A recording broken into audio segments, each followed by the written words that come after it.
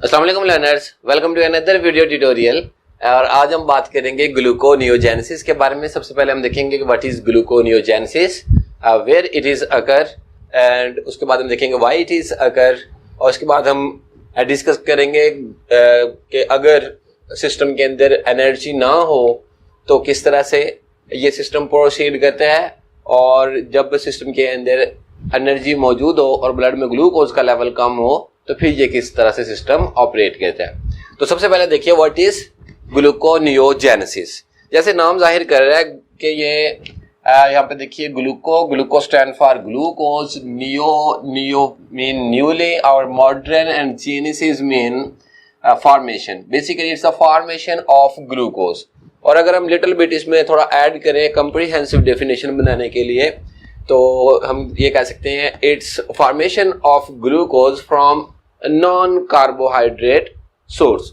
हम इसमें यहाँ पे आपको पहले एक एग्जांपल देना चाहता हूँ कि जिस तरह आपके पास मोटरसाइकिल है और आपने उसमें जो फ्यूल है वो फिल करवाया हुआ है और आप कहीं सफर पे जा रहे हैं तो वो गाड़ी चलती जाती है। एक वक्त आता है कि वो फ्यूल जो है वो कम हो जाता है और आपकी गाड़ी बंद हो जाती है, तो आपकी गाड़ी में एक पुर्जा होता है, आप उसको रोटेट कहते हैं, घुमाते हैं, तो उसके बाद जो रिजर्व पेट्रोल गाड़ी में होता है, ये मोटरसाइकिल में रिजर्व पेट्रोल होता है, वो चलना शुरू होता है और आपकी गाड़ी दोबारा से चलने लग जाती है।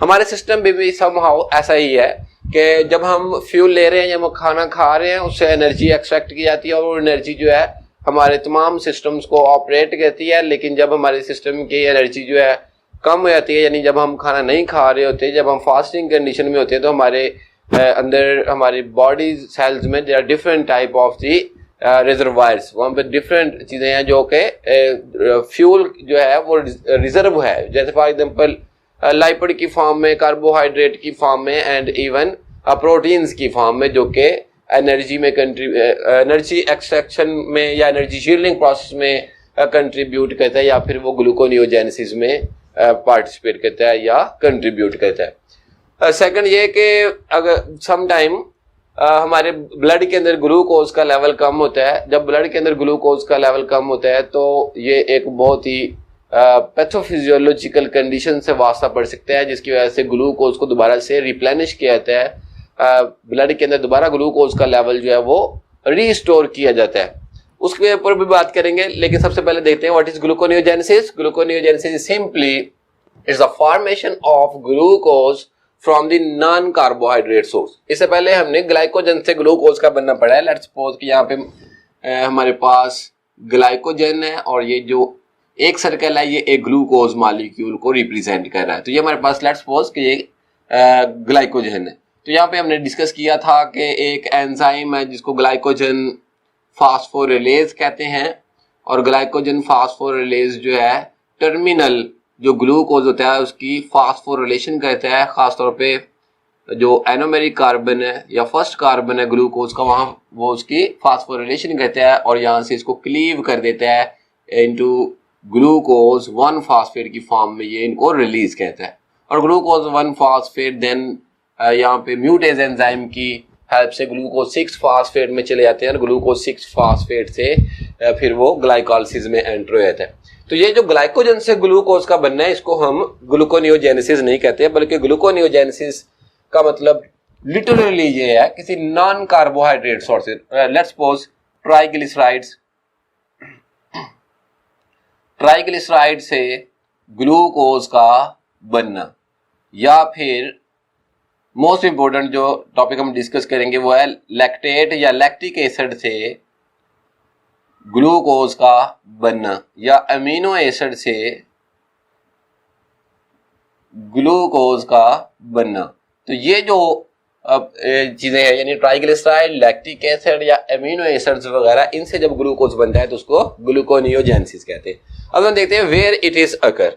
Okay, what is this, okay, या ग्लूकोनियोजेनेसिस क्या है ये हमने डिस्कस कर लिया। अब हम देखते हैं वेयर इट इज अकर। तो यहाँ पे आपने याद रखना है ये दो किस्म के सेल्स है। नंबर 1 जिन्हें हेपेटोसाइट कहते हैं, हेपेटोसाइट कह लें, या फिर आप सिंपली लीवर भी कह सकते हैं कि ये प्रोसेस जो है ये लीवर में होता है। ओके, और दूसरे जो सेल्स हैं उन्हें नेफ्रोसाइट कहते हैं, नेफ्रोसाइट, या फिर किडनी सेल्स कह सकते हैं, या सिंपली आप किडनी भी कह सकते हैं, लेकिन मोर स्पेसिफिकली ये प्रोसेस जो है ये प्रॉक्सिमल कॉन्वोल्यूटेड ट्यूब्यूल में होता है। ओके, और सेल के अंदर कहाँ पे होता है? ओके, ये तो हमने सेल का डिस्कस किया ना कि सेल में कौन से सेल्स में होता है। अब हम देख रहे हैं सेल्स के अंदर कहाँ पे होता है। तो सेल्स में जैसे कि ये एक कंप्लीट सेल है, जो मेरा व्हाइट बोर्ड है, लेट्स सपोज कि ये कंप्लीट सेल है और हम सेल के अंदर ही लिख रहे हैं यहाँ पे। तो ओके सॉरी, यहाँ पे देखिए अब माइटोकॉन्ड्रिया है। ओके, ये जो आपको ऑर्गेनेली नजर आ रही है माइटोकॉन्ड्रिया, स्मूथ एंडोप्लाज्मिक रेटिकुलम है, यहाँ पे ट्रांसपोर्टर प्रोटीन्स हैं, ये प्रोटीन्स पड़ी हुई हैं, तो ये साइटोप्लाज्म है।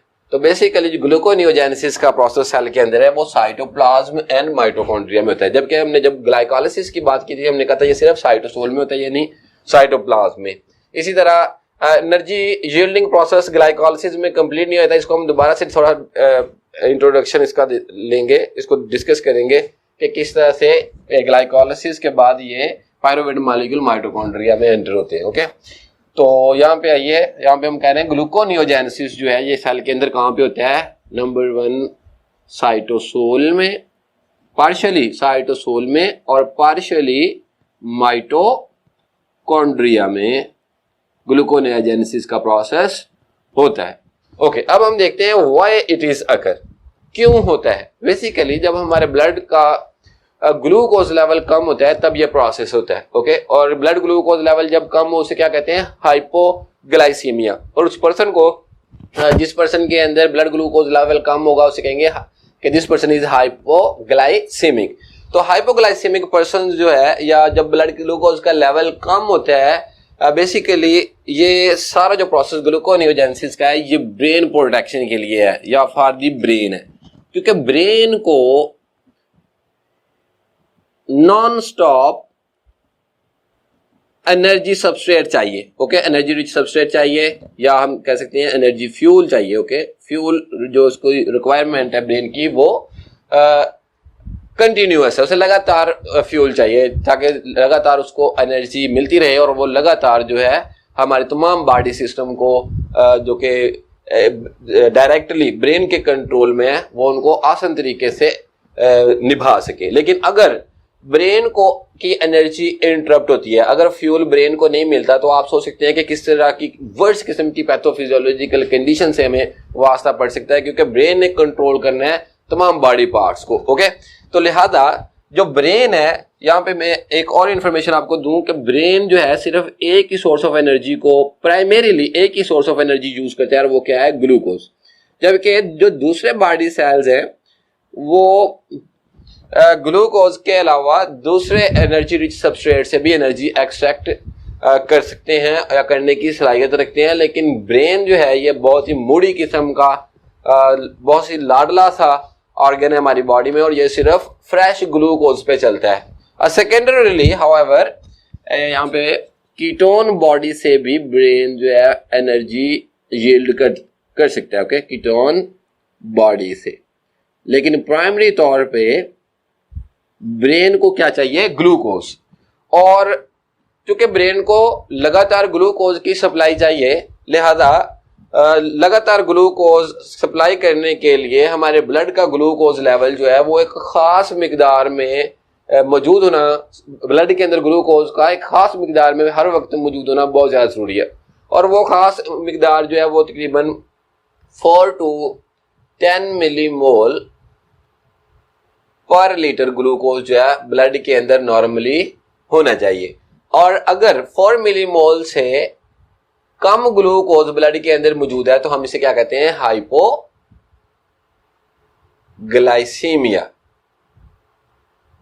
यानी ब्लड ग्लूकोज लेवल जो है इसमें कम है। तो फौरी तौर पे हमारी बॉडी की ये अडेप्टेशन है इसमें कि ये सिस्टम जो है ये रिवर्स हो जाता है और यहाँ पे ग्लूकोज लेवल मेंटेन करने के लिए हमारे बॉडी सेल्स जो है वो खुद ग्लूकोज बनाना शुरू कर देते हैं। जब ये ग्लूकोज बन जाएगा तो ये ग्लूकोज अल्टीमेट ट्रांसपोर्ट कर दिया जाएगा ब्लड के अंदर, ताकि ब्लड ग्लूकोज जो है वो मेंटेन रहे और ब्रेन को जो लगातार हमने फ्यूल पहुंचाना है वो सफर, जब वो जो ट्रांसपोर्टेशन है वो जारी रह सके। ओके, तो ये तो था कि ग्लूकोनियोजेनेसिस क्या है, ग्लूकोनियोजेनेसिस कहाँ होती है, सेल में कहाँ होती है, और हमने डिस्कस किया कि ग्लूकोनियोजेनेसिस जरूरी कब है। अब हम पहले देखेंगे कि नॉर्मली जब ब्लड ग्लूकोज लेवल जो है वो नॉर्मल होता है और सेल्स के अंदर एनर्जी लेवल कम होता है तो ये सिस्टम किस तरह से ऑपरेट करता है। तो सबसे पहले यहाँ पे सेल्स जो है इनके पास स्पेसिफिक किस्म की ट्रांसपोर्टर प्रोटीन्स होती हैं। इस पे हम एक डिटेल लेक्चर पहले डिस्कस कर चुके हैं, उसका वीडियो भी अपलोडेड है। उन ट्रांसपोर्टर प्रोटीन्स के जरिए जो है ग्लूकोज इनसाइड द सेल आता है और ये वहां एक ट्रांसपोर्टर प्रोटीन यहाँ मैंने बनाई हुई है और क्या कहते हैं, इसे कहते हैं ग्लट ट्रांसपोर्टर या ग्लूकोज ट्रांसपोर्टर प्रोटीन्स कह सकते हैं। और स्पेसिफिकली अगर आप लीवर सेल्स यानी अपने ग्लूकोनियोजेनेसिस के हवाले से देखना चाहें तो लीवर सेल्स और नेफ्रोसाइट में जो ग्लूकोज ट्रांसपोर्टर होते हैं, हेपेटोसाइट में ग्लट टाइप 2 ट्रांसपोर्टर होता है, जबकि किडनी सेल्स में या नेफ्रोसाइट जो है इनमें जो आमतौर पर ट्रांसपोर्टर प्रोटीन ग्लूकोज को ट्रांसपोर्ट करती है वो है glut 3। Okay, glucose transporter type 3। Okay, अब हम देखें जब ग्लूकोज सेल के अंदर पहुंच जाता है तो सबसे पहले साइटोप्लाज्म के अंदर डिफरेंट किस्म के एंजाइम्स मौजूद हैं जो कि इसे ग्लाइकोलाइसिस में प्रोसीड करवाते हैं। तो ये है ग्लूकोज और ग्लूकोज यहां से प्रोसीड करता है। Late me change the marker. तो ये ग्लूकोज यहां से ग्लूकोज 6 फास्फेट में चेंज हो जाता है और यहाँ पे डिफरेंट एंजाइम्स जो है हमने इस पे भी एक वीडियो अपलोड हो चुका है, इसलिए मैं उन एंजाइम्स के नाम नहीं ले रहा, आप उस वीडियो में जाकर देख सकते हैं। ग्लूकोज 6 फास्फेट फर्दर जो है फ्रुक्टोज 6 फास्फेट में चेंज हो जाता है, fructose 6 phosphate further fructose 1,6-20 phosphate में चेंज हो जाता है और फ्रुक्टोज 1,6-20 फास्फेट जो है वो डाईहाइड्रोक्सी एसीटोन फास्फेट में और ग्लिसरॉल्डिहाइड 3 फास्फेट में चेंज हो जाता है। देन ये dihydroxy acetone phosphate isomerase enzyme के जरिए ग्लिसरॉल्डिहाइड 3 फास्फेट में चेंज होता है और ये प्रोसेस जो है फिर लेट्स सपोज के दोनों ही GH3P या ग्लिसरॉल्डिहाइड 3 फास्फेट है तो यहाँ पे हमारे पास आ जाएगा 1,3-20 फास्फोग्लिसरेट, जहाँ पे एक ATP मॉलिक्यूल यहाँ से और एक ATP मॉलिक्यूल यहाँ से रिलीज होता है स्टेप में। तो ये हमारे पास आ जाएगा, यहाँ मैं लिख दूं, ये 1,3-20 फास्फोग्लिसरेट है, 1,3-BPG भी कह सकते हैं, ये 3 फास्फोग्लिसरेट है। ओके, और यहाँ पे ATP मॉलिक्यूल जो है एक मॉलिक्यूल यहाँ पे बनता है और एक ATP मॉलिक्यूल यहाँ पे बनता है। उसके बाद क्योंकि ये सेम रिएक्शन है दोनों साइड पे, ओके, तो यहाँ पे 3 फास्फोग्लिसरेट देन 2 फास्फोग्लिसरेट या 2PG में चेंज हो जाता है और 2PG देन यहाँ पे फास्फोइनोल पायरोवेट या पेप में चेंज हो जाता है और पेप देन अल्टीमेट यहाँ पे पायरोवेट में चेंज हो जाता है। ग्लाइकोलाइसिस की रेगुलेशन भी आपने देख ली होगी, उस पर भी वीडियो अपलोड हो चुका है। ग्लाइकोलाइसिस की रेगुलेशन में हमने डिस्कस किया था कि यहाँ पे 3 जो ब्लैक कलर के यहाँ एरो आपको नजर आ रहे हैं ये बड़े स्पेसिफिक किस्म के हाईली रेगुलेटेड एंजाइम है, जिसका मतलब ये है कि ये इरिवर्सिबल या यूनिडायरेक्शनल रिएक्शन है, यानी एक दफा जब ये एंजाइम इस सबस्ट्रेट को इस प्रोडक्ट में चेंज कर देगा तो ये प्रोडक्ट वापस सबस्ट्रेट में कन्वर्ट नहीं हो सकेगी। ओके, इसी तरह ये वाला सबस्ट्रेट यहाँ पे जो एंजाइम है इस सबस्ट्रेट को जब इस प्रोडक्ट में चेंज कर देगा तो ये प्रोडक्ट वापस नहीं जा सकेगी। जबकि जो रेड कलर के आपको एरो नजर आ रहे हैं ये रेड कलर के जो एरोस हैं ये बेसिकली रिवर्सिबल स्टेप्स हैं और रिवर्सिबल स्टेप्स में क्या होता है कि ये सबस्ट्रेट से प्रोडक्ट एंड देन प्रोडक्ट से सबस्ट्रेट में चेंज हो सकती है और इसके लिए एंजाइम भी चेंज करने की जरूरत नहीं है। यही एंजाइम रिएक्शन को फॉरवर्ड या बैकवर्ड डायरेक्शन में मूव करवाता है। लेकिन किस तरह से एंजाइम को पता चलता है कि डाईहाइड्रोक्सी एसीटोन फास्फेट को ग्लिसरॉल्डिहाइड 3 फास्फेट में या ग्लिसरॉल्डिहाइड 3 फास्फेट को डाईहाइड्रोक्सी एसीटोन फास्फेट में चेंज करना है, या किस तरह से एंजाइम को पता चलता है कि 3 फास्फोग्लिसरेट को 2 फास्फोग्लिसरेट या 2 फास्फोग्लिसरेट को 3 फास्फोग्लिसरेट में चेंज करना है। ये चीजें बेसिकली डिपेंड करती है एंजाइम काइनेटिक्स पे और स्पेशली फ्री एनर्जी जो सिस्टम की होती है उस पे। फॉर एग्जांपल आपने गिब्स फ्री एनर्जी का नाम सुना होगा, Gibbs free energy, Gibbs free energy और इसको जी से जाहिर करते हैं, G0 से जो गिब्स फ्री एनर्जी है और जो गिब्स फ्री एनर्जी का चेंज होता है उसे डेल्टा जी से रिप्रेजेंट करते हैं, change in Gibbs free energy. तो basically change in Gibbs free energy enzyme को डिक्टेट करती है कि उसने फॉरवर्ड डायरेक्शन में सबस्ट्रेट से प्रोडक्ट में जाना है या फिर बैकवर्ड डायरेक्शन में मूव करना है। ओके, यानी अगर ग्लाइकोलाइसिस और ग्लूकोनियोजेनेसिस के हवाले से बात करें, अगर ब्लड के अंदर ग्लूकोज लेवल ज्यादा है और सेल के अंदर एनर्जी कम है तो इसका मतलब है गिब्स फ्री एनर्जी एंजाइम्स को बताती है कि आपने ग्लाइकोलाइसिस को प्रोसीड करना है। लेकिन अगर ब्लड के अंदर ग्लूकोज लेवल कम है जबकि सेल के अंदर एनर्जी ज्यादा है, तब जो है गिब्स फ्री एनर्जी जो है इन एंजाइम्स को बताती है कि ये जो प्रोसेस है ग्लाइकोलाइसिस का, ये ऑपरेट नहीं करना बल्कि इसको रिवर्स ऑपरेट करवाना है ताकि ग्लूकोनियोजेनेसिस में ग्लूकोज मॉलिक्यूल बने और ग्लूकोज लेवल को मेंटेन या रेगुलेट किया जा सके, ग्लूकोज लेवल को रिप्लेनिश किया जा सके। ओके, अब यहाँ पे मैं एक और बात बताता चलूं ग्लूकोनियोजेनेसिस के हवाले से स्पेसिफिकली कि gluconeogenesis is just reciprocal of the glycolysis. अगर आपको ग्लाइकोलाइसिस आ गई है, समझ आ गया है ग्लाइकोलाइसिस किस तरह से आपने याद कर लिया है या आपने जेब में बिठा लिया है, मेमोराइज कर लिया है, तो फिर gluconeogenesis is not such a difficult topic, क्योंकि ये बिल्कुल इसका रेसिप्रोकल है ग्लाइकोलाइसिस का। ओके, और सिर्फ हमने करना क्या है कि ये जो ब्लैक कलर के एरोज हैं यानी जो कि यूनिडायरेक्शनल स्टेप्स हैं, चूंकि यहां से हम मूव नहीं कर सकते इस तरफ, तो हम क्या करेंगे, हम यहाँ पे इनको बाईपास करेंगे। और इनको बाईपास करने के लिए they are different types of the enzyme. हम उन एंजाइम्स की बात करेंगे जो कि बेसिकली इन स्टेप्स को बाईपास करवाते हैं और अल्टीमेट हम जो है ग्लाइकोलाइसिस के जब रिवर्स चलेंगे तो यहाँ पे हमारे पास ग्लूकोज आ जाएगा और ग्लूकोज जो है ट्रांसपोर्टर प्रोटीन के जरिए एक्स्ट्रा सेलुलर एनवायरनमेंट में चला जाएगा, यानी वो ब्लड में चला जाएगा। इस तरह से ब्लड ग्लूकोज लेवल को रिप्लेनिश किया जा सकेगा। ओके, ये तो आ गया ग्लाइकोलाइसिस। जब ग्लाइकोलाइसिस हमने पढ़ा और जब ये पायरोवेट बन गया तो इससे हमने आगे अभी एक टॉपिक डिस्कस करना है। मेरी सॉरी के मैं थोड़ा सुस्त वाकया हुआ हूँ, मैं इंशाल्लाह ताला जल्दी उस पर वीडियो बनाऊंगा। उसको कहते हैं क्रैब साइकिल। तो बेसिकली पायरोवेट मॉलिक्यूल जब सिस्टम के अंदर एनर्जी कम होती है तो पायरोवेट मॉलिक्यूल यहाँ पे माइटोकॉन्ड्रिया में एंटर होते हैं। तो यहाँ पे पायरोवेट, लेट्स सपोज यहाँ पे पायरोवेट माइटोकॉन्ड्रिया में आ गया। जब पायरोवेट माइटोकॉन्ड्रिया में आ जाता है तो यहाँ पे एक स्पेशल किस्म के 3 एंजाइम्स हैं। वैसे 3 एंजाइम का एक कॉम्प्लेक्स है, उसे कहते हैं pyruvate dehydrogenase complex. Late me change the marker. Okay, pyruvate dehydrogenase complex. और ये क्या करता है, ये एंजाइम बेसिकली पायरोवेट की डीकार्बोक्सिलेशन करवाता है और पायरोवेट को चेंज कर देता है इनटू एसिटाइल को ए। ओके, और यहां पे याद रखें ये यहां पे एक एटीपी मॉलिक्यूल खर्च आता है पायरोवेट को एसिटाइल को ए में कन्वर्ट करने के लिए, और ये काम जो है ये माइटोकॉन्ड्रिया में होता है। और एसिटाइल और यहाँ पे ये भी देखें कि यहाँ पे एक पायरोवेट मॉलिक्यूल नहीं है, एक ग्लूकोज से हमारे पास 2 पायरोवेट मॉलिक्यूल बने, लिया यहाँ पे 2 पायरोवेट मॉलिक्यूल, यहाँ पे 2 एसिटाइल को ए बनेंगे।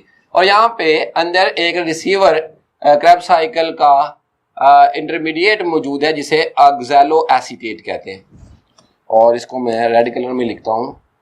तो ये ऑक्सैलो एसीटेट पहले से माइटोकॉन्ड्रिया के अंदर मौजूद होता है और ये इन एसिटाइल, एक एसिटाइल को एक ऑक्सैलो एसीटेट के साथ या 2 एसिटाइल को 2 ऑक्सैलो एसीटेट के साथ मिलेंगे तो ये 2 सिट्रेट मॉलिक्यूल्स बनते हैं। ओके, और ये जो सिट्रेट है देन ये 2 आइसोसिट्रेट बनेंगे, और ये जो आइसोसिट्रेट है देन ये फ्यूमारेट बनते हैं। फ्यूमारेट देन ये चेंज हो जाता है इनटू अल्फा कीटो ग्लूटारेट में।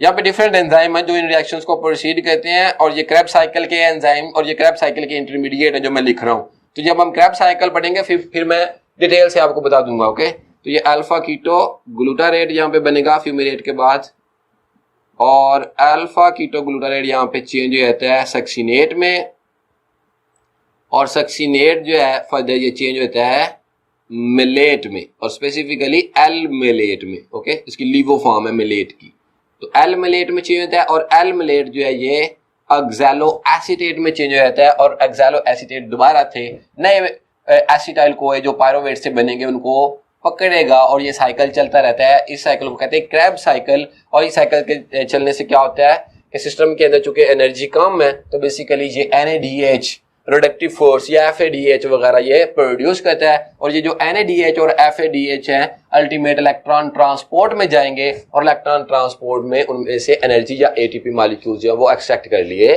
जाएंगे। तो इस तरह से सेल की एनर्जी जो है वो फुलफिल हो जाती है। ये तो प्रोसेस है जब सिस्टम के अंदर एनर्जी कम हो और ब्लड का ग्लूकोज लेवल ज्यादा हो, यानी ग्लूकोज ब्लड के अंदर मौजूद हो, तो ये सिस्टम चलता है। Number 1 glycolysis, number 2 Krebs cycle and number 3 electron transport chain. तो इन तीनों एनर्जी जनरेटिंग प्रोसेस से एनर्जी एक्सट्रैक्ट की जाती है ताकि सेल जो है वो लगातार अपनी वेयर एंड टेयर का जो प्रोसेस है उसको कंटिन्यू कर सके। लेकिन इन अ केस ऑफ ग्लूकोनियोजेनेसिस,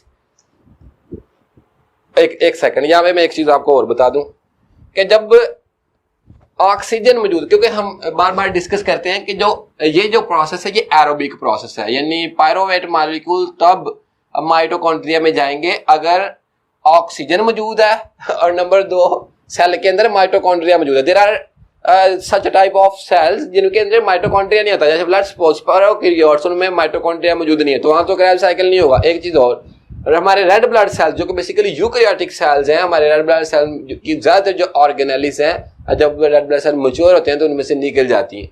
तो वो जो रेड ब्लड सेल्स के अंदर जो है माइटोकॉन्ड्रिया भी मौजूद नहीं होता, तो रेड ब्लड सेल्स में ग्लाइकोलिसिस का प्रोसेस तो होता है लेकिन क्रेब्स साइकिल का प्रोसेस या और इलेक्ट्रॉन ट्रांसपोर्ट चेन नहीं होती। लिहाजा रेड ब्लड सेल सिर्फ ग्लाइकोलिसिस से एनर्जी यहाँ से एक्सट्रैक्ट करके अपने सिस्टम को चलाता है। लेकिन याद रखें ग्लाइकोलिसिस में बहुत थोड़ी एनर्जी मिलती है। जैसे हमने कहा था कि 2 एटीपी मॉलिक्यूल यहाँ पे यूज होते हैं और देयर आर 4 एटीपी, जो नेट प्रोडक्ट हमारे पास 2 एटीपी मॉलिक्यूल ग्लाइकोलिसिस में बनते हैं और उससे गुजारा करना हाउएवर एक मुश्किल काम है। लेकिन अगर माइटोकॉन्ड्रिया सेल के अंदर मौजूद है और ऑक्सीजन मौजूद है तब ये पायरोवेट क्रेब्स साइकिल में एंटर होंगे। अगर ऑक्सीजन मौजूद नहीं है, ऑक्सीजन की डिफिशियंसी है, तो पायरोवेट मॉलिक्यूल क्रेब्स साइकिल में नहीं आते। स्पेशली अगर खुदा ना खास्ता कोई हार्ट पेशेंट या किसी को मायोकार्डियल इन्फॉक्शन है और या फिर उसको वो एस्थमेटिक है जिसकी वजह से उसका जो ऑक्सीजन सैचुरेशन लेवल है वो कम है, या फिर किसी पेशेंट को एनीमिया है, okay, there are different types of the anaemia और स्पेसिफिकली मैं बात कर रहा हूँ red blood cell associated anaemia. तो उस केसेस में चूंकि ऑक्सीजन जो है वो सेल्स तक या मसल्स तक प्रॉपरली नहीं पहुंच रही, तो मसल्स में जब ग्लाइकोलिसिस होती है तो मसल के अंदर जो पायरोवेट बनता है वो चेंज होता है इनटू लैक्टिक एसिड। कब? जब ऑक्सीजन कम हो। ओके, फिर उसने क्रेब्स साइकिल में नहीं जाना बल्कि किधर चले जाना है, उसने लैक्टिक एसिड फर्मेंटेशन में चले जाना है। लैक्टिक एसिड फर्मेंटेशन में चला जाएगा प्रोसेस। कब? जब सेल के अंदर माइटोकॉन्ड्रिया मौजूद ना हो या फिर ऑक्सीजन मौजूद ना हो या फिर दोनों ही मौजूद ना हो, तो पायरोवेट मॉलिक्यूल कहाँ जाएंगे? ये लैक्टिक एसिड में चेंज हो जाएंगे। हमारे जो दूसरे सेल्स हैं, यानी हमारे जो यूकैरियोटिक सेल्स जैसे हमारे ये मसल्स हैं, मसल्स में भी समहाउ ऑक्सीजन डिमांड इंक्रीज कर जाती है और ऑक्सीजन उतनी पहुंच नहीं पाती सेल्स तक, तब भी पायरोवेट मॉलिक्यूल जो है वो लैक्टिक एसिड में चेंज हो जाएगा। फॉर एग्जांपल, आपने स्ट्रेनर्स एक्सरसाइज की या आपने एक अनयूजुअल काम किया जो आपने कभी नहीं किया, आपको दौड़ना पड़ गया, आपने मुशक्कत की, आपने कई वगैरह चलाई या आप कोई मशीन ऑपरेट कर रहे जो पहले आपने कभी ऑपरेट नहीं किया, आपने बहुत हार्ड वर्किंग काम किया, तो आपने ऑब्जर्व किया होगा कि आपको मसल फटीग हो जाती है, आपको खलियां पड़ जाती। तो ये जो खलियां हैं basically it's the accumulation of the lactic acid. और वो लैक्टिक एसिड कहाँ आया मसल्स में? वो बेसिकली चूंकि जब आप काम करते हैं तो आपका सांस फूलता है।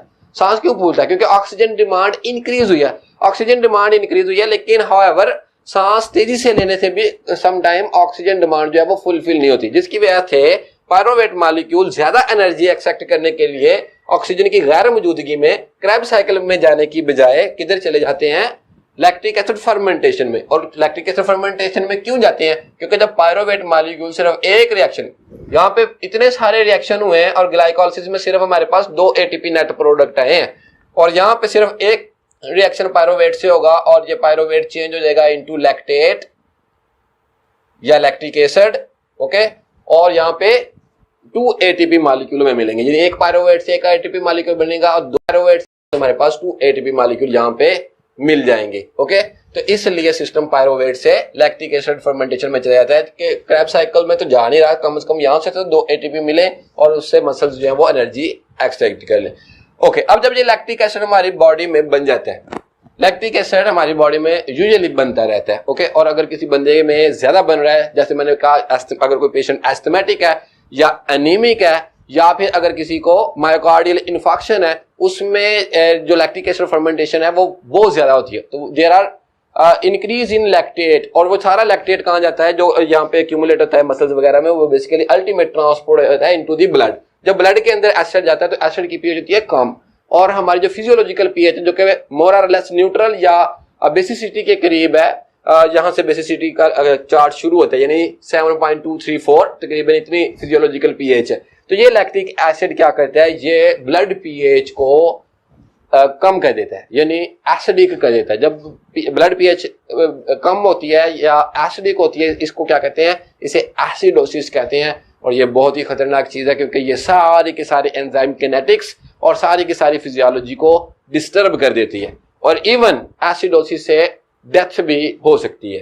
तो यहाँ पे जो लैक्टिक एसिड है ये कहाँ जा रहा है, मसल्स में जो लैक्टिक एसिड प्रोड्यूस हुआ है, हार्ड मसल्स में इवन जो लैक्टिक एसिड प्रोड्यूस हुआ है, और दूसरे मसल्स में, वो सारा का सारा लैक्टिक एसिड ट्रांसपोर्ट होता है ब्लड में, और ब्लड से वो कहाँ जाता है, लीवर में। ये लैक्टेट कहाँ जाता है, ब्लड में, और ब्लड से कहाँ जाता है, ये ट्रांसपोर्ट है लीवर में। और लीवर में क्यों ट्रांसपोर्ट होता है, लीवर में ट्रांसपोर्ट इसलिए होता है ताकि जब ये लीवर में पहुंचे तो यहाँ पे इस लैक्टेट से दोबारा से ग्लूकोज बना लिया जाए, और ग्लूकोज जब बनेगा लैक्टेट से तो उसको क्या कहेंगे, ग्लूको नियोजेनेसिस, ओके। तो अब हम बेसिकली देखेंगे कि लैक्टेट से ग्लूकोनियोजेनेसिस कैसे होती है।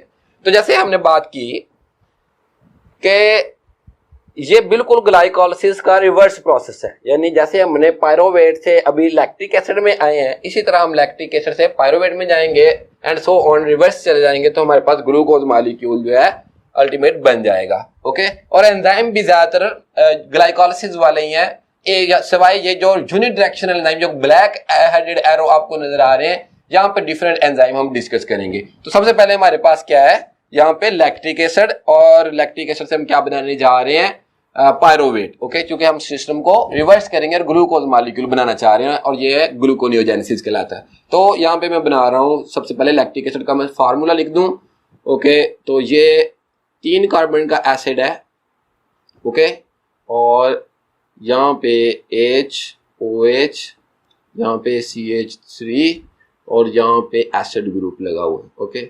इसको कहते हैं लैक्टिक एसिड। और लैक्टिक एसिड जो है यहाँ पे चेंज हो जाता है किसमें, पायरोवेट में। किस एंजाइम से, उसी एंजाइम से जिस एंजाइम से पायरोवेट लैक्टिक एसिड में चेंज हुआ था, उसी एंजाइम से लैक्टिक एसिड पायरोवेट में चेंज होता है। और एंजाइम का नाम है लैक्टेट डिहाइड्रोजिनेस, और ये एंजाइम NADH को यूज करता है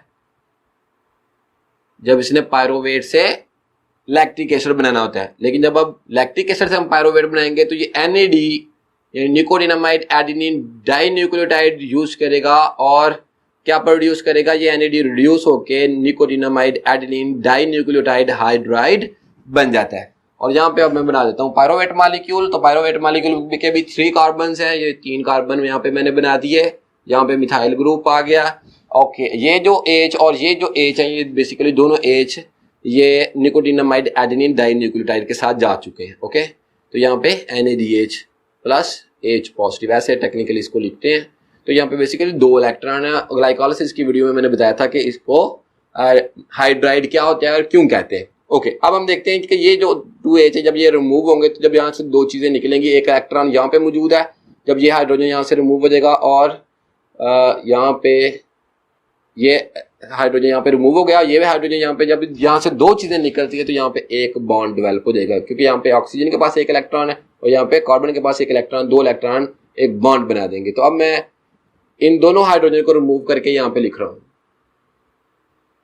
ओके। तो यहाँ पे ये नया बॉन्ड आ गया, 2 हाइड्रोजन यहाँ से रिमूव हो गए, तो ये बेसिकली कार्बोनाइल ग्रुप समझ लें, या आप इसको ऑक्सीजन सिंपली कह लें। और यहाँ पे एसिड ग्रुप ये आ गया हमारा वैसे, ओके। ये क्या था, ये है लैक्टिक एसिड, ओके।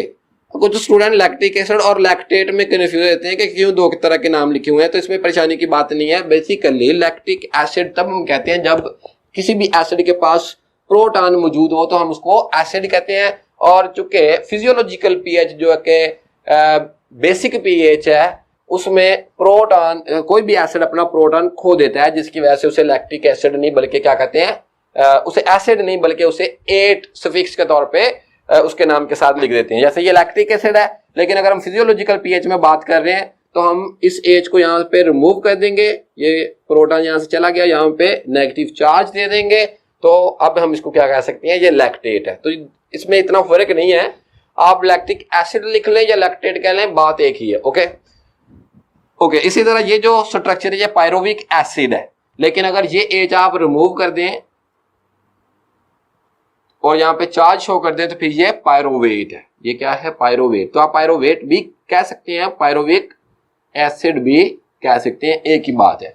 ओके, अब ये पायरोवेट जो है ये फर्दर चेंज होता है, अब ये पायरोवेट यहाँ पे माइटोकॉन्ड्रिया में एंटर हो जाएगा। ओके, जब ये पायरोवेट माइटोकॉन्ड्रिया में एंटर होगा तो अब ये क्रेब्स साइकिल में नहीं जाएगा। जिस तरह जब इस सेल के अंदर एनर्जी कम थी और ब्लड के अंदर ग्लूकोज मौजूद था, तब ये पायरोवेट माइटोकॉन्ड्रिया में गया और जहाँ पे क्रेब साइकिल में एंटर हो गया और यहाँ से और एनर्जी एक्सट्रैक्ट कर ली गई। लेकिन अब मसला ये है, अब ब्लड ग्लूकोज लेवल क्या है, कम है। कंडीशन कौन सी है, हाइपोग्लाइसीमिया चल रहा है, यानी ग्लूकोज लेवल कम है। हम क्या बना रहे हैं, हम ग्लूकोज बनाने जा रहे हैं उस डेफिशिएंसी को पूरा करने के लिए। लिहाजा अब ये माइटोकॉन्ड्रिया में जब पायरोवेट जाएगा ये क्रेब साइकिल में नहीं जाएगा, बल्कि इंटरेस्टिंगली ये साइकिल उलट चलेगा, यानी पायरोवेट से पहले एसिटाइल कोए और सिट्रेट, इस तरह से हम ऑक्सैलो एसीटेट तक पहुंचे थे, लेकिन अब ये पायरोवेट यहाँ पे ऑक्सैलो एसीटेट में चेंज हो जाएगा। पहले क्या हुआ था, पहले पायरोवेट एसिटाइल कोए में चेंज हुआ था और एसिटाइल कोए ऑक्सैलो एसीटेट के साथ मिलकर सिट्रेट बना था। लेकिन अब क्या हो रहा है, अब पायरोवेट ऑक्सैलो एसीटेट में चेंज हो रहा है। यहाँ पे बड़ा स्पेसिफिक किस्म का एंजाइम है जो कि पायरोवेट को ऑक्सैलो एसीटेट में चेंज करता है और उसका नाम है पायरोवेट, ये है pyruvate carboxylase. Pyruvate carboxylase enzyme, इसकी काइनेटिक्स क्या है, ये पायरोवेट को ऑक्सैलो एसीटेट में चेंज करता है। ओके, और पायरोवेट को ऑक्सैलो एसीटेट में, ये एक चीज और बता दूं, इसको कहेंगे माइटोकॉन्ड्रियल पायरोवेट कार्बोक्सिलेज। क्यों, क्योंकि ये माइटोकॉन्ड्रियल एंजाइम है, ये साइटोप्लाज्म के अंदर या न्यूक्लियस से आया हुआ एंजाइम नहीं है, बल्कि ये एंजाइम जो है ये माइटोकॉन्ड्रिया का अपना जाती एंजाइम है और इसका नाम है माइटोकॉन्ड्रियल पायरोवेट कार्बोक्सिलेज, और ये माइटोकॉन्ड्रिया के अंदर मौजूद है। और माइटोकॉन्ड्रिया पायरोवेट कार्बोक्सिलेज एंजाइम की मदद से पायरोवेट को ऑक्सैलो एसीटेट में चेंज कर देता है। कब, जब ब्लड ग्लूकोज लेवल कम हो और सेल की एनर्जी, सेल के अंदर एनर्जी मौजूद हो। ओके, अब ऑक्सैलो एसीटेट यहां से चेंज होगा एल्मलेट में।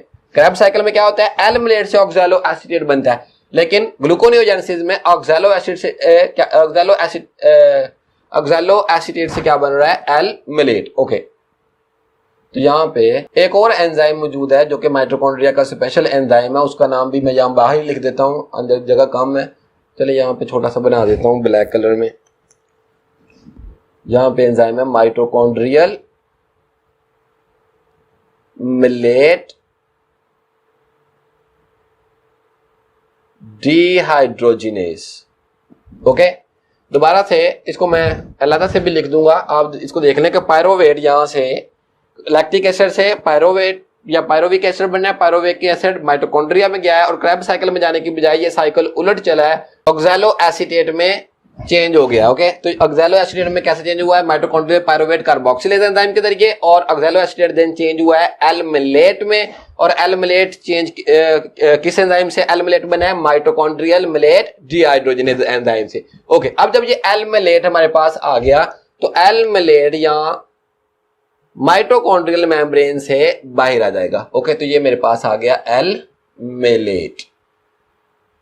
ओके, एल्मलेट जब माइटोकॉन्ड्रिया से बाहर आ जाएगा, अच्छा एक चीज यहाँ पे देखिए, ये सारा प्रोसेस हमने किया क्या, हमने पायरोवेट मॉलिक्यूल, एक पायरोवेट मॉलिक्यूल हम दे रहे हैं एक एल्मलेट के लिए, और दो पायरोवेट मॉलिक्यूल हमने दिए हैं 2 एल्मलेट के लिए। तो बेसिकली हम मलेट, पायरोवेट को मलेट में चेंज करने के लिए हम माइटोकॉन्ड्रिया में गए और हमारा कोई काम यहाँ पे नहीं था। और यहाँ पे हमारा खर्चा क्या है, हमारे 2 अगर पायरोवेट है तो 2 एटीपी मॉलिक्यूल यहाँ पे यूज हुए हैं, और अगर एक एटीपी है और एक पायरोवेट होगा तो एक एटीपी मॉलिक्यूल। चूंकि ग्लूकोज से के लिए हमें 2 पायरोवेट मॉलिक्यूल चाहिए, इसलिए मैं कह रहा हूं कि 2 पायरोवेट मॉलिक्यूल एंटर हुए, 2 ऑक्सैलो एसीटेट मिले और ये 2 एटीपी यहाँ पे खर्चा आया और यहाँ पर ये 2 ऑक्सैलो एसीटेट अल्टीमेट 2 एल्मिलेट में चेंज हो गए और एल्मिलेट यहाँ से बाहर आ गया। ओके, ऑक्सैलो एसीटेट से एल्मिलेट बना और एल्मिलेट बाहर आ गया। अब एल्मिलेट से जब ये साइटोप्लाज्म में आ जाएगा दोबारा से ऑक्सैलो एसीटेट बनेगा साइटोप्लाज्म में। अरे भाई ये क्या है, अगर ऑक्सैलो एसीटेट ही चाहिए था तो वो यही ऑक्सैलो एसीटेट माइटोकॉन्ड्रिया से बाहर आता है। याद रखें माइटोकॉन्ड्रिया की जो माइटोकॉन्ड्रियल मेम्ब्रेन है बेसिकली ये डबल मेम्ब्रेनस ऑर्गेनेली है और इसकी 2 मेम्ब्रेन आपको नजर आ रही होंगी, ये ग्रीन कलर की मेम्ब्रेन और इसके अंदर ये ब्राउन कलर की मेम्ब्रेन। जो ग्रीन कलर की मेम्ब्रेन है ये इतनी ज्यादा सिलेक्टिव नहीं है, लेकिन जो इनर ब्राउन कलर की मेम्ब्रेन है इट्स हाईली सिलेक्टिव। ओके, और ये ऑक्सैलो एसीटेट को बिल्कुल भी अलाउ नहीं करती कि ऑक्सैलो एसीटेट यहां से लीक आउट हो जाए। इसलिए अब ऑक्सैलो एसीटेट तो यहां से बाहर आ नहीं सकता था, वरना पायरोवेट से ऑक्सैलो एसीटेट बना था और ऑक्सैलो एसीटेट से हम रिएक्शन को आगे ले जाना था इस प्रोसेस को।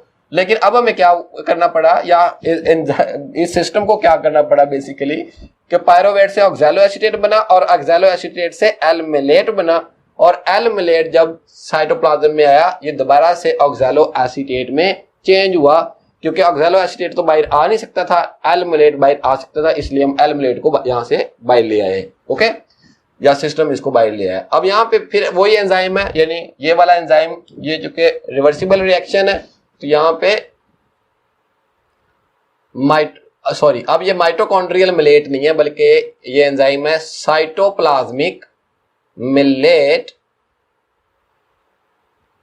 डिहाइड्रोजिनेज।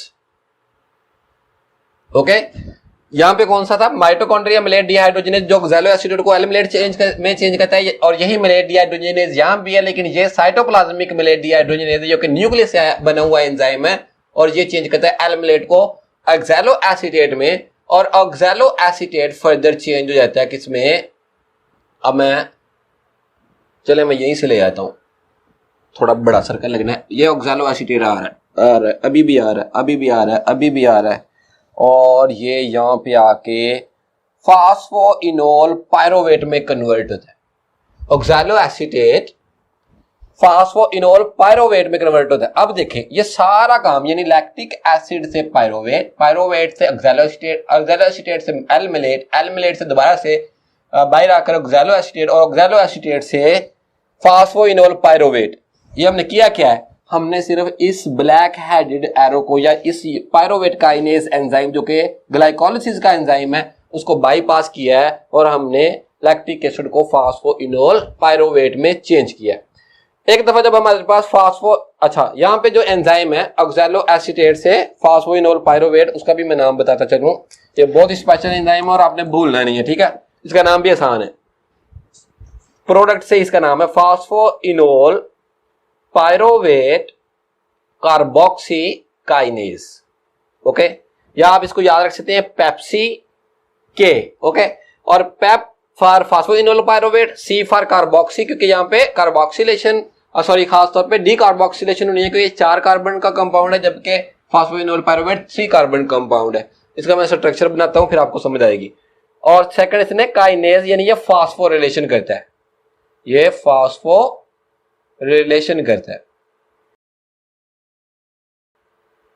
ओके, तो ये डीकार्बोक्सिलेशन करेगा और फास्फोरिलेशन करेगा और अल्टीमेट ये हमारे पास पेप आ जाएगी फास्फोइनोल पायरोवेट और आगे ग्लाइकोलिसिस वाले एंजाइम। लेकिन रिएक्शन अब ये जो एरो साइन नीचे को बने हुए हैं इनको आप ऊपर की तरफ बनाएंगे। ओके, तो फास्फोइनोल पायरोवेट ग्लाइकोलिसिस वाले उसी एंजाइम की मदद से 2 फास्फोग्लिसरेट में, 3 फास्फोग्लिसरेट में, देन 1,3-bis फास्फोग्लिसरेट में, देन डाइहाइड्रोक्सी एसीटोन फास्फेट में और ग्लिसैल्डिहाइड 3 फास्फेट में उसी तरह से ये चेंज होंगे। और यहाँ पे चूंकि ये फ्रुक्टोज 1,6-bis फास्फेट से क्लीवेज हुई थी, अब अलबत्ता क्या होगा कि ये दोनों ट्राइओसिस शुगर आपस में कॉन्डेंस होंगी और कंडेंस होकर एंजाइम वही है। ओके, तो ये हमारे पास आ जाएगा फ्रुक्टोज 1,6-bis फास्फेट। अब जब फ्रुक्टोज 1,6-bis फास्फेट आएगा तो ये सिस्टम, ये प्रोसेस आगे स्टक हो जाएगा क्योंकि आगे फिर एक यूनिडायरेक्शनल एंजाइम है। अब हमने इस एंजाइम को बाईपास करना है और इस एंजाइम को बाईपास करने के लिए ग्लाइकोलिसिस में यहाँ पे कौन सा एंजाइम था, यहाँ पे ये फ्रुक्टोज 6 फास्फेट काइनेज एंजाइम था जो कि फ्रुक्टोज 6 फास्फेट को फ्रुक्टोज 1,6 बिस फास्फेट में चेंज करता है। ओके, लेकिन यहाँ पे अब कौन सा एंजाइम आएगा? अब यहाँ पे एंजाइम आएगा, मैं रेड कलर में मेंशन करता हूं, एंजाइम का नाम फ्रुक्टोज 1,6 बिस फास्फाटेज। ओके, तो यहाँ पे मैं फास्फाटेज कंप्लीट लिख रहा हूं ताकि आपको समझ आ जाए कि ये कौन सा एंजाइम है। ये डिफरेंट एंजाइम है, ये ग्लूकोनियोजेनेसिस का स्पेशल एंजाइम है, ये ग्लाइकोलाइसिस का एंजाइम नहीं है। ओके, और ये यूनिट डायरेक्शन स्टेप को हम बाईपास करने के लिए इस एंजाइम को लेके आए। ये एंजाइम क्या करता है? ये फ्रुक्टोज 1,6 बिस फास्फेट का एक फास्फेट रिमूव कर देगा, कौन सा? जो फर्स्ट पोजीशन पे लगा हुआ है। ओके, और ये इसको फ्रुक्टोज 1,6 बिस फास्फेट को चेंज कर देगा इनटू फ्रुक्टोज 6 फास्फेट। ओके, तो ये प्रोसेस सारा चुके, अब हम रिवर्स चला रहे हैं। तो आप इसी तरह से ये स्टेप तो खैर हम इधर से घूम के आए हैं, और ये इस तरह एरो आप उलट बनाएंगे अब, या फिर आप रिवर्सिबल रिएक्शन बनाएंगे, जिस तरह से टेक्निकली ये होते हैं। और यहाँ पे आके अब ये जो फ्रुक्टोज 1,6 बिस फास्फेट है, इस एंजाइम की मदद से ये फ्रुक्टोज 6 फास्फेट में कन्वर्ट हो जाएगा, यानी यहाँ पे डी फास्फोरिलेशन हुई है। फास्फाटेज एंजाइम क्या करते हैं? डी फास्फोरिलेशन करते हैं, यानी फास्फेट को रिमूव करते हैं, डी फास्फोरिलेशन।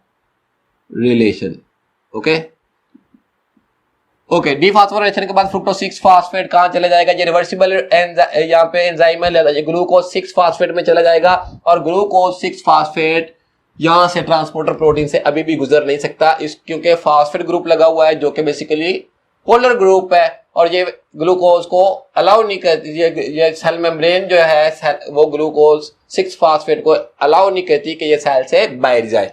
लिहाजा ये जरूरी है कि ग्लूकोज 6 फास्फेट अल्टीमेट ग्लूकोज में कन्वर्ट हो जाए। लेकिन यहाँ पे फिर यहाँ पे एक यूनिडायरेक्शनल एंजाइम या यूनिट डायरेक्शनल रिएक्शन है, और मैंने इस एंजाइम या इस रिएक्शन को दोबारा से बाईपास करना है। इस रिएक्शन को बाईपास करने के लिए ग्लूकोज 6 फास्फेट कहां जाता है? ग्लूकोज 6 फास्फेट यहां से इस ऑर्गेनेली में एंटर होता है। ये कौन सी ऑर्गेनेली है? इस ऑर्गेनेली का नाम है स्मूथ एंडोप्लाज्मिक रेटिकुलम। ओके, तो बेसिकली एंडोप्लाज्मिक रेटिकुलम की दो टाइप है, एक ही ऑर्गेनेली है, rough endoplasmic reticulum and smooth endoplasmic reticulum. तो ये स्मूथ एंडोप्लाज्मिक रेटिकुलम है, इसमें एक स्पेशल किस्म का एंजाइम, ये जो आपको ब्लू कलर का नजर आ रहा है, ये स्मूथ एंडोप्लाज्मिक रेटिकुलम में यहाँ पे एक स्पेशल किस्म का एंजाइम मौजूद होता है, और इस एंजाइम को क्या कहते हैं? इस एंजाइम को कहते हैं ग्लूकोज 6 फास्फाटेज।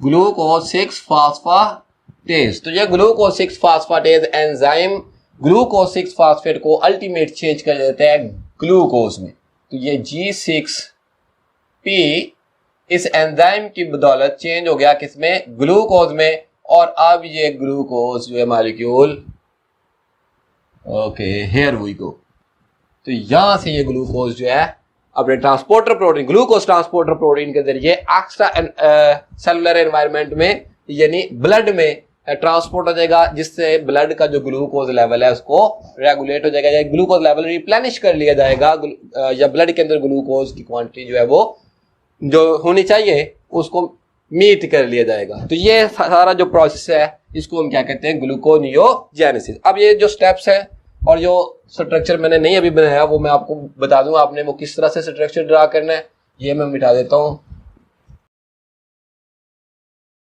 ओके, अब देखें,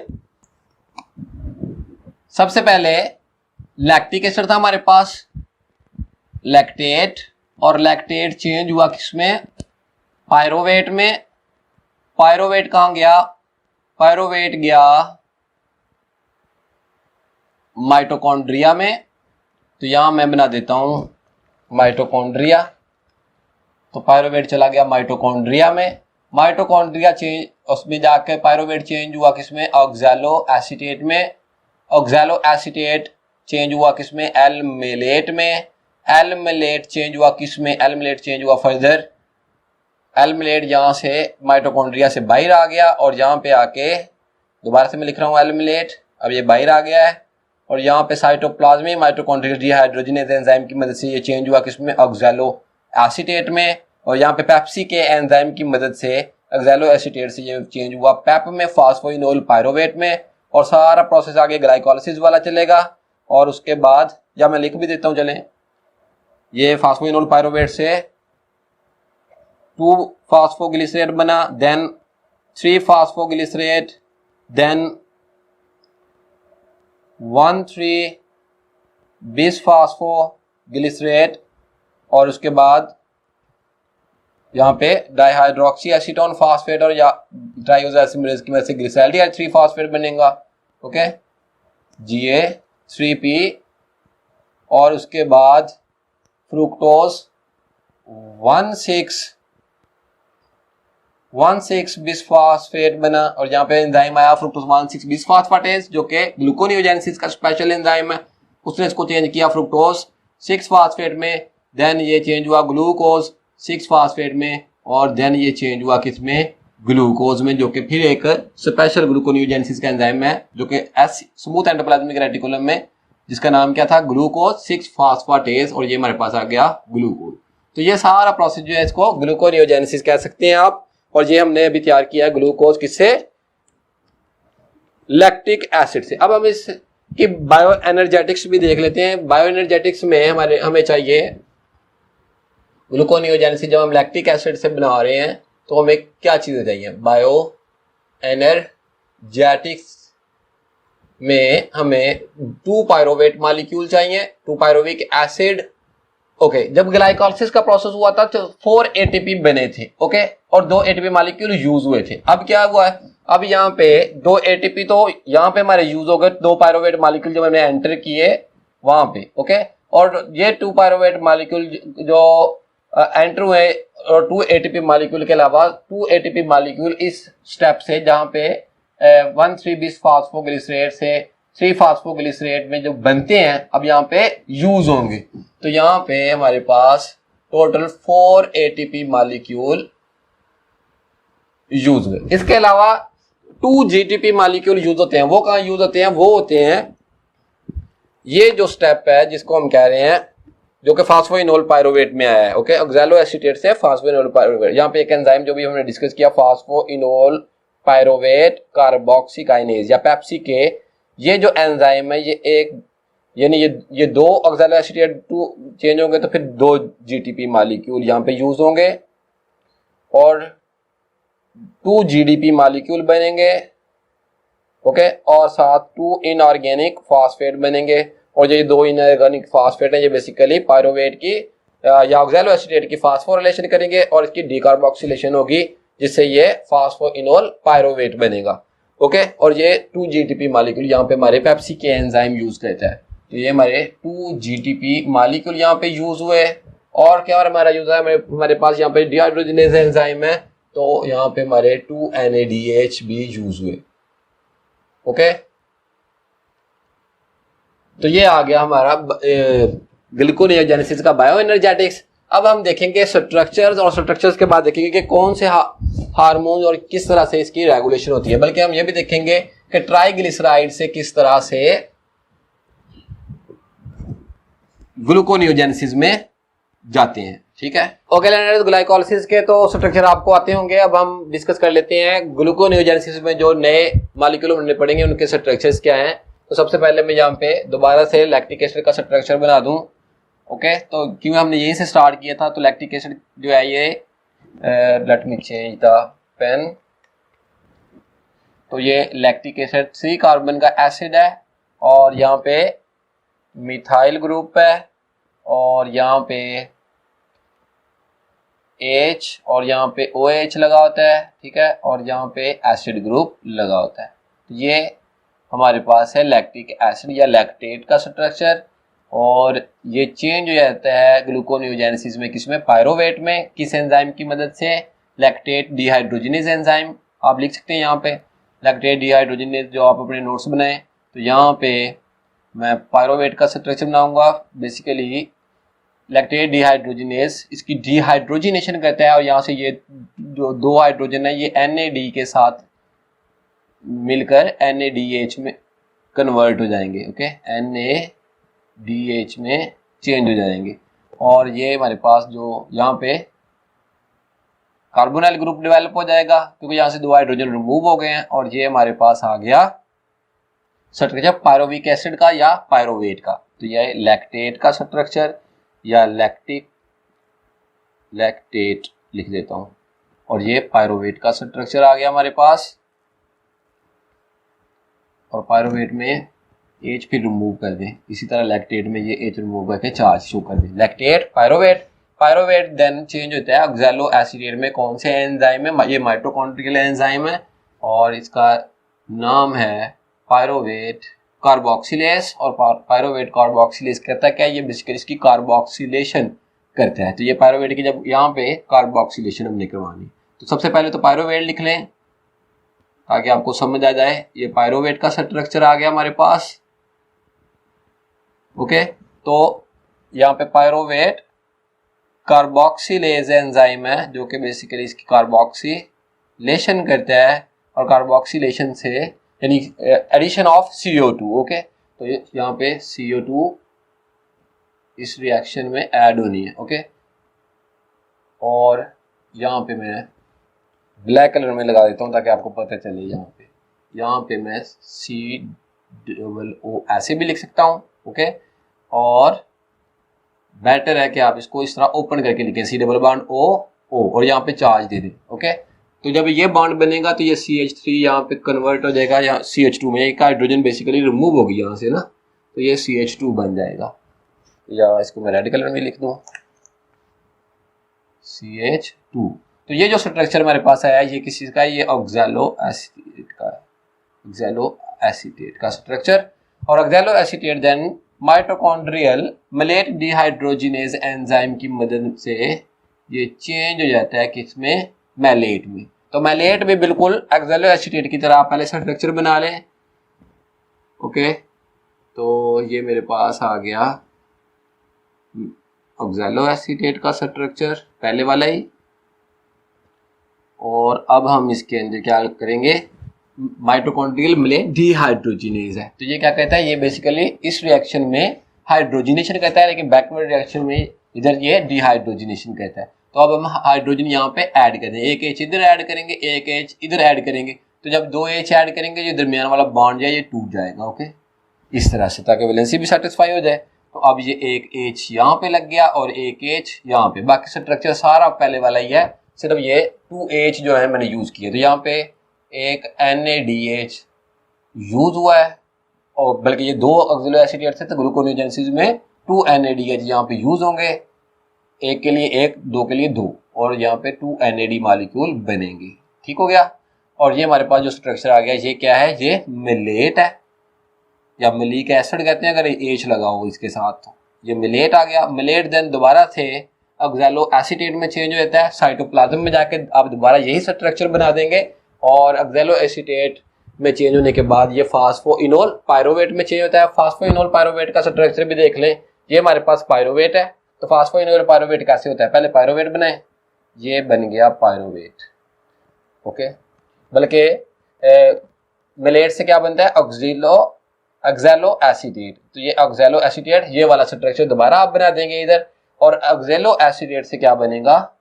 पेप यानी फास्फोइनोल पायरोवेट।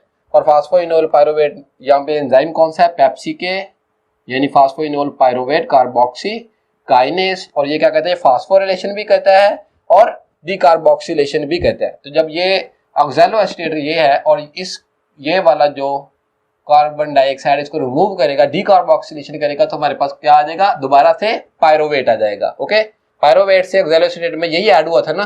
तो अब जब हम ऑक्सैलो एसीटेट से पायरोवेट या पेप में जा रहे हैं तो ये कार्बन डाइऑक्साइड रिमूव हो जाएगी। तो ये हमारे पास स्ट्रक्चर आ गया कौन सा? पायरोवेट का।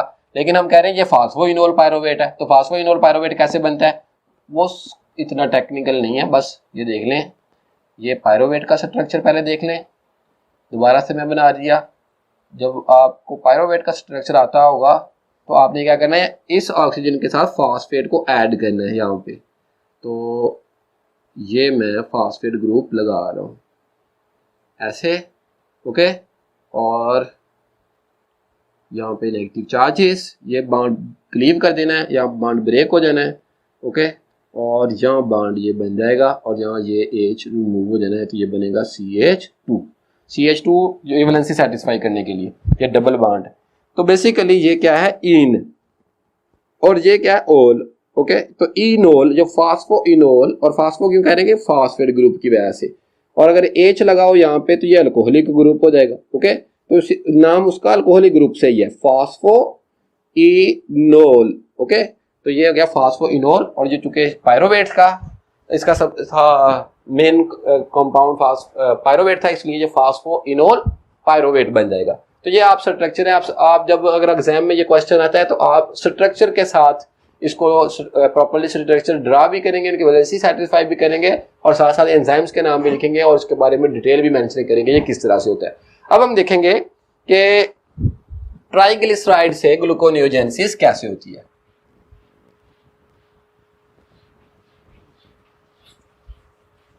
तो पहले तो देखिए कि ट्राइग्लिसराइड होते क्या है। ओके, ट्राइग्लिसराइड बेसिकली जिन्हें न्यूट्रल फैट भी कहते हैं, ये लिपिड्स हैं। ओके, तो यहां पे मैं ये मेरे पास है ट्राइग्लिसराइड, और ये ग्लिसरॉल और 3 फैटी एसिड पे मुश्तमिल होता है। ट्राइग्लिसराइड जो है ये एक ग्लिसरॉल और 3 फैटी एसिड पर मुश्तमिल होता है। ओके, तो सबसे पहले तो ग्लूकोनियोजेनेसिस में जाने के लिए हमें इसको ब्रेक करना है, इसको क्लीव करना है, ताकि ग्लिसरॉल अलग हो जाए और फैटी एसिड्स जो है वो अलग हो जाए। जब एक दफा ग्लिसरॉल और फैटी एसिड्स अलग हो जाएंगे तो फिर हम इन्हें ग्लूकोनियोजेनेसिस में ले जा सकेंगे। ओके, तो यहाँ पे इसको क्लीव करने के लिए एक एंजाइम है lipase. There are different type of the lipases enzyme. तो ये लाइपेज एंजाइम की मदद से ये क्लीव होता है और ट्राइग्लिसराइड चेन टूट जाता है किसमें, ग्लिसरॉल में। तो ये मेरे पास आ गया ग्लिसरॉल, इसका भी स्ट्रक्चर बनाता हूँ, और साथ आ गए हमारे पास फैटी एसिड्स। ये मेरे पास आ गए फैटी एसिड। अब ग्लिसरॉल का स्ट्रक्चर देखें। ग्लिसरॉल होता है 3 कार्बन की ट्राई अल्कोहल बेसिकली। तो ये 3 कार्बन है, इन 3 कार्बन पे ही अल्कोहल ग्रुप लगा दें आप, तो हमारे पास ग्लिसरॉल का स्ट्रक्चर आ जाएगा। ये आ गया ग्लिसरॉल। ओके, और ये हमारे पास आ गया फैटी एसिड। अब ग्लिसरॉल जो है एक स्पेशल एंजाइम की मदद से ये चेंज हो जाता है। पहले तो मैं एंजाइम का नाम लिखूं, late me change the marker ताकि ये डिफरेंट रहे। तो ये glycerol kinase enzyme, glycerol kinase नाम बता रहा है। काम क्या काम है, फास्फोरिलेशन करने। तो ग्लिसरॉल काइनेज की ग्लिसरॉल की फास्फोरिलेशन करेगा तो ये हमारे पास क्या बन जाएगा। मैं दोबारा से ग्लिसरॉल का स्ट्रक्चर बना रहा हूँ यहाँ पे, और ये बन जाएगा CH2, और यहाँ पे फास्फोरिलेशन हो जाएगी। ओके, तो ये बन गया, ये लग गया फास्फेट ग्रुप, और इसको कहेंगे क्या, अब इसको कहेंगे glycerol 3 phosphate. Glycerol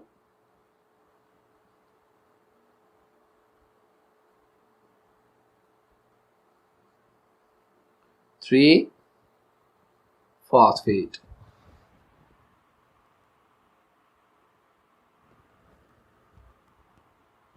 glycerol 3 phosphate further एक एंजाइम की मौजूदगी में, एंजाइम का नाम लिख रहा हूं, ग्लिसरॉल 3 फास्फेट